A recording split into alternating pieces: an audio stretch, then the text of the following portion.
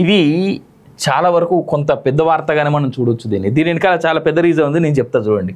గాలి మన వైపే, 3 రాష్ట్రాల్లో గెలిస్తే దేశంలో రాజకీయ మార్పు, మెజార్టీ తగ్గిన ప్రధాని మోదీ పాఠాలు నేర్వలేదు, జనగణన చేపట్టే ఉద్దేశం లేనట్లుంది అంటూ సోనియా గాంధీ చెప్తా ఉన్నారు. దేశవ్యాప్తంగా కాంగ్రెస్ అనుకూల పవనాలు వీస్తున్నాయని కాంగ్రెస్ మాజీ అధ్యక్షురాలు parliamentary party CPP chairman Sonia Gandhi అన్నారు. మరో 2-3 నెలల్లో మహారాష్ట్ర, హర్యానా, జార్ఖండ్ అసెంబ్లీ ఎన్నికలు జరగనున్నాయని, మనం మంచి పనితీరును ప్రదర్శిస్తే జాతీయ రాజకీయాల్లో పరివర్తనం ఖాయమని స్పష్టం చేశారు. లోక్సభ ఎన్నికల్లో ప్రజలు ఇచ్చిన తీర్పు ఎన్నికల్లో కూడా ప్రతిఫలించాలని చెప్పారు. బుధవారం ఇక్కడ సిపిపి సమావేశంలో ఎంపీలను ఉద్దేశించి ఆమె ప్రసంగించారు. కాంగ్రెస్ ఇక తన వేగాన్ని ఆపకూడదు, ప్రజల మనోభావాలకు అనుగుణంగా పనిచేస్తూనే ఉండాలి, అతి విశ్వాసం కానీ ఉదాసీనత కానీ కూడదు. దేశంలో పార్టీకి అనుకూలంగా వాతావరణం ఏర్పడుతోంది, అందరూ ఒకే లక్ష్యంతో కలిసికట్టుగా పనిచేయాలని కోరారు. లోక్సభ ఎన్నికల్లో మెజారిటీ గణనీయంగా పడిపోవడం చూసి మోదీ ప్రభుత్వం పాఠాలు నేర్చుకుంటుందని భావించమని, కానీ వారు మతాలను విడదీసే విధానం కొనసాగిస్తున్నారని, భయం విద్వేష వాతావరణాన్ని వ్యాప్తి చేస్తున్నారని ధ్వజమెత్తారు. దేశంలో విద్యా వ్యవస్థను కుప్పకూల్చారని ఆరోపించారు.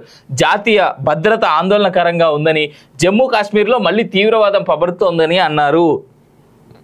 ఇదిలా ఉండగా ఉభయ సభల్లో సమర్థంగా మాట్లాడారంటూ 2 సభల్లో ప్రతిపక్ష నేతలైన రాహుల్ గాంధీ, ఖర్గే ఇతర నేతలను సోనియా అభినందించారు.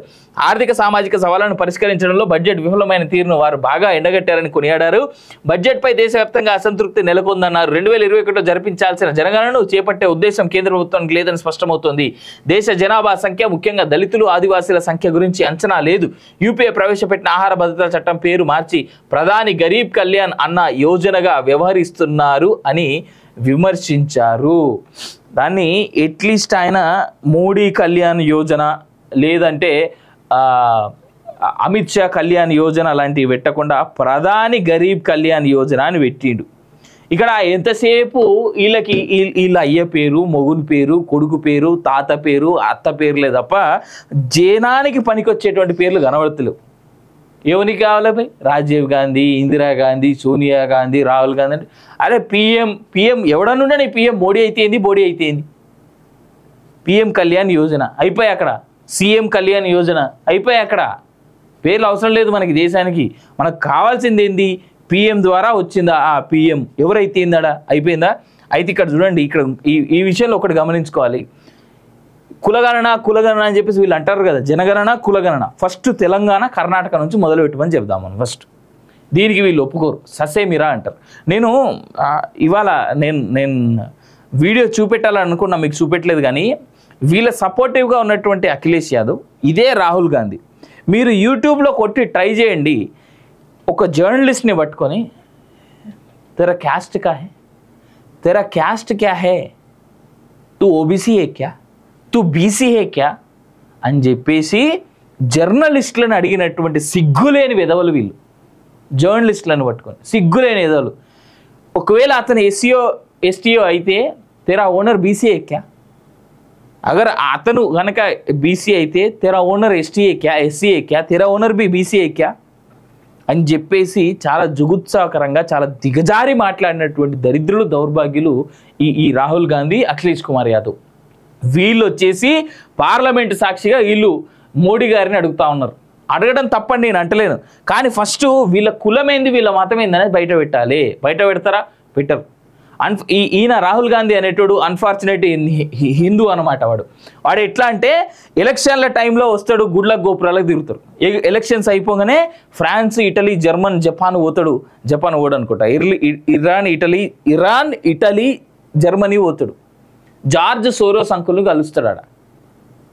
ఈ ప్రపంచానికే, ఒక్క భారతదేశానికి అని చెప్తలేను నేను, ఈ ప్రపంచంలోనే జరుగుతూ ఉన్నటువంటి చాలా ఇష్యూస్, దేశాల మధ్య జరుగుతూ ఉన్న గొడవలు కావచ్చు, 2 క్రీడ్ల మధ్య జరుగుతూ ఉన్నటువంటి, అమెరికాలో స్పెషల్గా మీ అందరూ గుర్తుండే ఉండొచ్చు కాక, బ్లాక్ అండ్ వైట్ అనేటువంటి ఇష్యూ ఏదైతే మొదలైందో దాని వెనకాల ఉన్నది కూడా జార్జ్ సోరోస్ అనేటోడే. ఇవాళ కాంగ్రెస్ అనేటువంటి పార్టీకి పెద్ద ఎత్తున ఫండింగ్ చేస్తూ ఉన్నది కూడా ఆ జార్జ్ సోరోస్ అనేటోడే. ఇది గమనించుకోవాలి.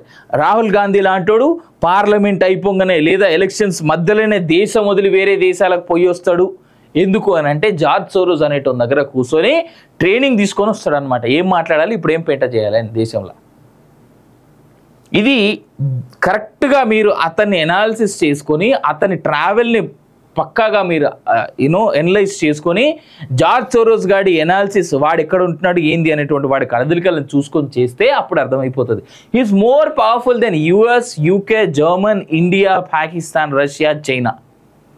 చాలా దేశాలని కంట్రోల్ చేస్తూ ఉన్నాడు. వాడు ఎక్కడ కూర్చుంటాడో ఎవరికి తెలియదు, కానీ మేబీ ఇలాంటి వాళ్ళందరినీ దొరకబట్టి అరే ఏందిరా అని చెప్పేసి ఒక ఇండియా ఒక్కటే కాకుండా మిగిలిన దేశాలన్నీ కలిసి అడిగితే వీని దగ్గర నుంచి ఇన్ఫర్మేషన్ వస్తుంది. ఆ జార్జ్ సోరోస్ అంటాడు ఎడ కూర్చుంటాడు, నీకు ఎట్లా ఫండింగ్ ఇస్తున్నాడు, దేశంలో నువ్వు పెంట ఎట్లా చేస్తా ఉన్నారు అనేటువంటి విషయాన్ని. ఒక అన్ఫార్చునేట్ హిందూ అయినటువంటి వీడు జనగణన జనగణన అంటా ఉన్నారు. వీళ్ళు హిందువులా, క్రిస్టియన్సా, ముస్లిమ్సా అనేటువంటిది చెప్పాలి. చాలాసార్లు నేను చెప్తా, రాహుల్ గాంధీ అనేటటువంటి ఎలక్షన్కి సంబంధించినటువంటి వీడియోలు మీరు తెప్పించుకొని చూడరు. ఏ స్టేట్కి పోయినా ఆయన చేతికో శివలింగం ఇస్తే తీసుకోడు వాడు, ఆయన చేతికో రాముడు బొమ్మ ఇస్తే తీసుకోడు వాడు, వాని చేతికి ఒక శివాజీ మహారాజ్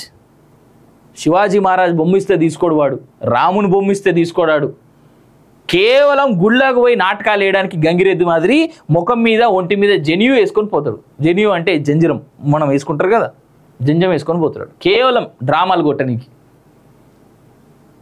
ఈ తప్ప ఏం లేదు.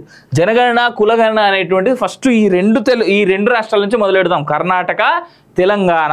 ఇక్కడ కంప్లీట్ చేసి మీకు సాతనైతే, మీకు దమ్ముంటే, మీరు మనుషులైతే నేషన్ని అడగండి.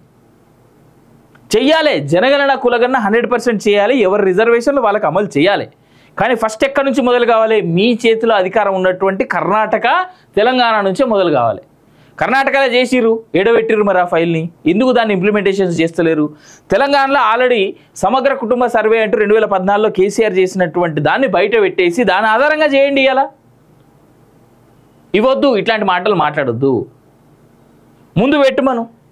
జనగణన కులగణన ఆధారంగా ముందు నేనే చెప్తా ఉన్నా, ఇది నా ఫైల్ అంటూ, నేను తుర్కోనా, నేను హిందూనా, నేను క్రిస్టియనా అనేటువంటి మాట రాహుల్ గాంధీని బయట పెట్టమని చెప్పండి.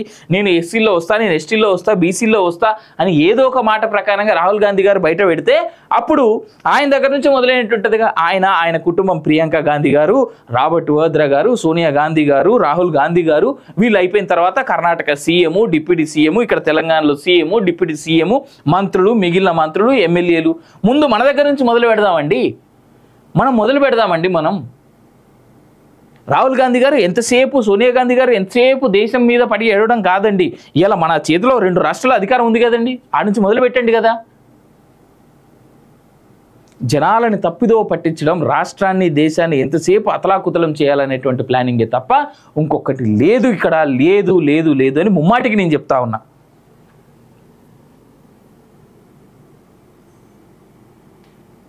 నాకు ఇవాళ ఎందుకో ఎక్సైటింగ్ వార్త కనిపిస్తూ ఉంది ఇక్కడ. సో అఫ్ కోర్స్ ఇది నిన్నటి వార్త అయినప్పటికీ కూడా నాకు